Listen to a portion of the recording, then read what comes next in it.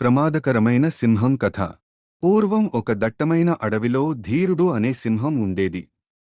అది చాలా బలంగా ఉండేది, కాని అంతే ప్రమాదకరంగా కూడా ఉండేది. ధీరుడు అడవిలోని అన్ని జంతువుల మీద తన శక్తిని చూపించడానికి తపించేది. ఒకరోజు ధీరుడు ఒక చిరుతపులిని తరిమి ఆహారం కొరకు పోటీ చేశాడు. ఇతర జంతువులు దూరంగా ఉండి ఈ సంఘటనను భయంతో చూశాయి. కాని ఆ అడవిలో ఒక తెలివైన నక్క ఉండేది. ఆ నక్క ధీరుడి తీరు మార్చాలని నిశ్చయించింది. నక్క ధీరుడిని కలుసుకుని చెప్పింది, అడవిలోని జంతువులందరూ నిన్ను రాజుగా భావిస్తారు. కాని వారి ప్రేమ కంటే భయంతో ఏ రాజు రాజుగా ఉండడు.